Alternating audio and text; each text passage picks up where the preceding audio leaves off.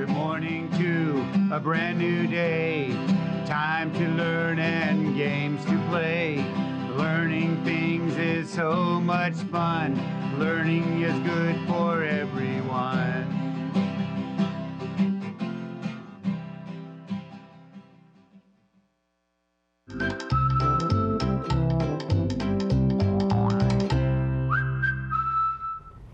Hello, second grade. Welcome back. And guess what? I have another Clifford story to share with you guys, and this is Clifford's Halloween, because we all know Clifford loves holidays. But guess what his favorite one is? Halloween. So one year he went as a ghost. What do you think he's gonna go as this year? What do you think? Oh, boys and girls, those are good guesses. Now, if you want to read all about Clifford and Clifford's Halloween, try to see if you can find this book on Sora or your Fresno County Library. And speaking of Sora, we've been counting down the top checkout books for Fresno Unified. So we said coming at 5 was Greenberg, coming in at 4 was Robinson, coming in third place was Viking. Today we're gonna unveil the second place top reader school, and second place goes to Columbia. Good job, Columbia. Go Cougars. So Columbia, just for you guys are gonna get my firecracker cheer. So boys and girls, get ready. This is what I call the firecracker cheer. So I go, shh, shh, shh. Get ready. We go, wow, wow, wow, Columbia. Awesome job. And that's what we call the firecracker cheer. Awesome job. They have been doing a good job of reading, boys and girls. Let's see who's going to come in first place. Is it going to be your school? Oh, I don't know too. You're going to have to check out books and read so that your school can come in at number 1. And don't forget, reading makes our brain smarter. Yes, it does. So let's get started with our lesson for today. So we'll start off with our high frequency words. Now remember, high frequency words are words that we see most often when we are reading. And it's important to know these so that when you are reading and you come across them, you don't have to stop and sound them out. You can just read them automatically. Remember, automatically is as fast as you say your name. So we've already learned a lot of high frequency words. We're going to be focusing on 2 today. You ready? When we practice our high frequency words, I want you to help me read and spell them. Ready? My first word is try. Help me read it. Try. Good job. Help me spell it. T-R-Y, try. Good job. My next word is isn't. Help me read it. Isn't. Help me spell it. I-S-N apostrophe T. Remember, isn't is a contraction. That means it's a shortened way to write the word is not. And if you watch and learn, Miss Hammock taught us that with contraction, some of the words got knocked out, and we put that little apostrophe to hold it together. So isn't is short for is not. Now, I have 2 sentences for us. Let's see if you can help me try to figure out which one of these words will go into the sentence so that it will make sense. Ready? Awesome job. Okay, get your reading fingers ready. Help me read. The first sentence says, this, my bag. The second sentence says, to run in the race. Now, I'm thinking, this, and if I'm saying this, try my bag, does that make sense? Oh no, that doesn't make sense. But if I said, this isn't my bag, yes, this isn't my bag. And let's change it to the 2 shortened word. This, or words, this is not my bag. It still makes sense. Good job, boys and girls. So that must mean try goes with the second sentence. Try to run in the race. Does that make sense? Yes, good job, boys and girls. And don't forget, if a word starts a sentence, we always put a capital letter, and don't forget we end it with a punctuation. Try.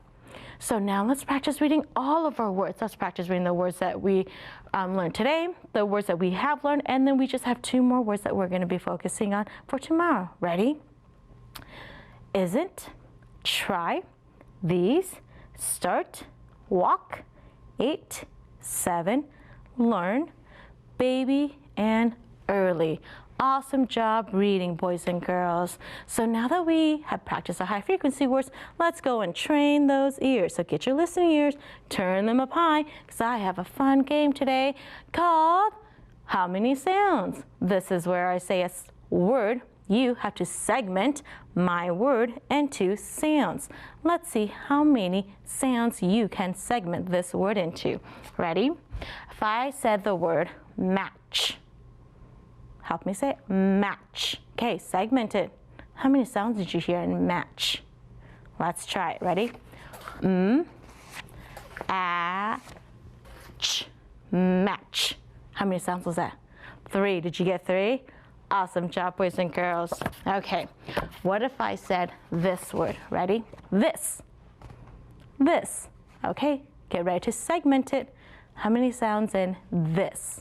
Okay, check it with me. Ready? This.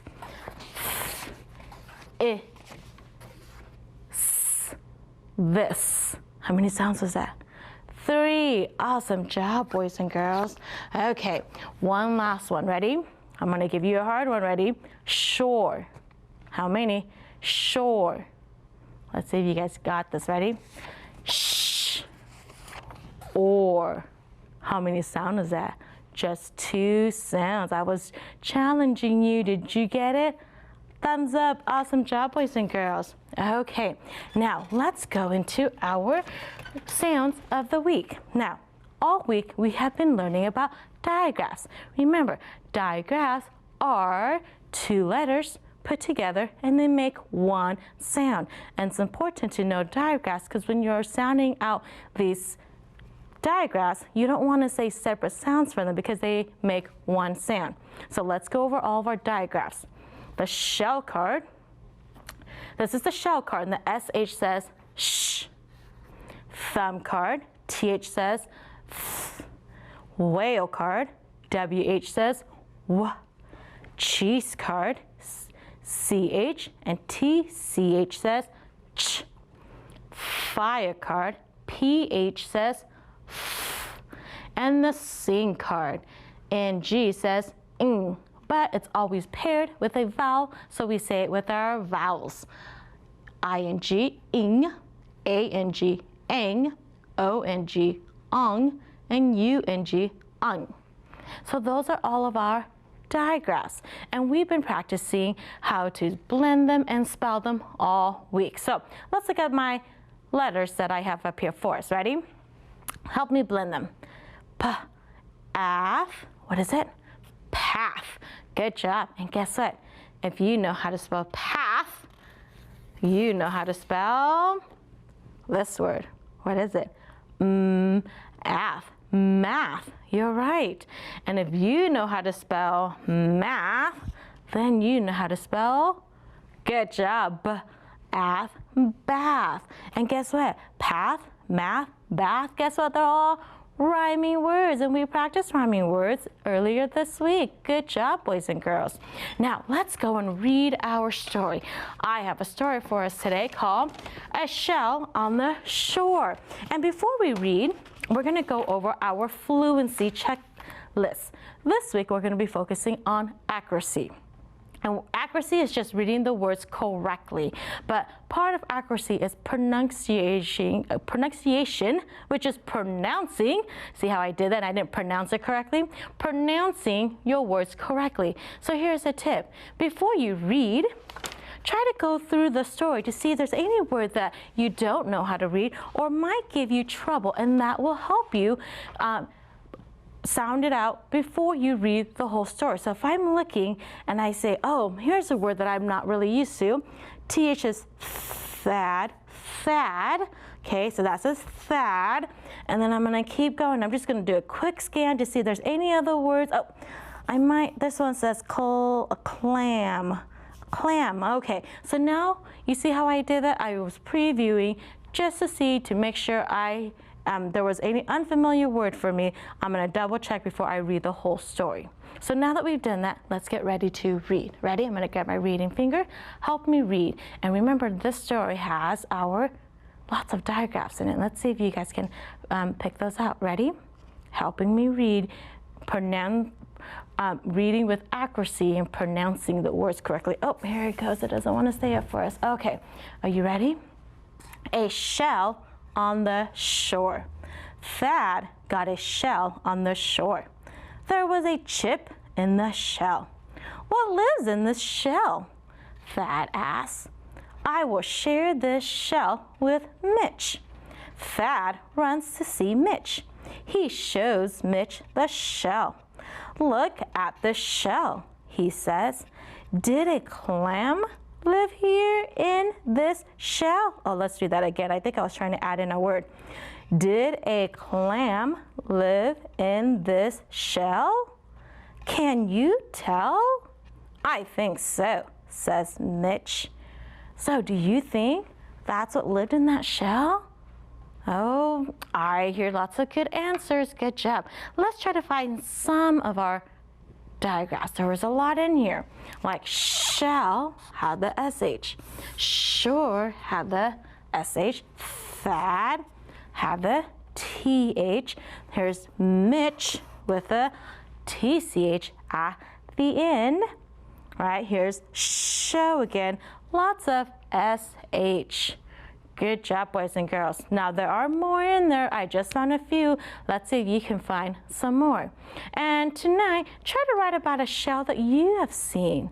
And boys and girls, write your little activity, your paragraph, share it with your family, or you can always send it to me here at the studio so I can read them. You guys are doing such a good job. Now, let's go into our structural analysis because it's important to know our suffixes this week that we are learning. Remember, suffixes are added to the end so that it makes sense. So we learned full means full of, less means without. And remember, when we add them, it changes the meaning of the word. So here I have the word homeless. Homeless. Like my cat used to be homeless. What does that mean? That's right. Less means without, so it was without a home. You are right. Now, how about hopeful? Hopeful. My kids were hopeful that they could go and have a great Halloween this weekend. Oh, we'll see. But hopeful just means they were what? That's right. They were full of hope. Good job, boys and girls. You guys have been working so hard and you guys are doing hard things. Did you know that? You are. But if you think something is hard, you always tell yourself, say it. Say, I can do it. Say, I am awesome. Say, I am smart, because you are smart, boys and girls. I hope you have a great day learning with your teacher today to make your brain super strong. And I'll see you back here tomorrow. Bye-bye.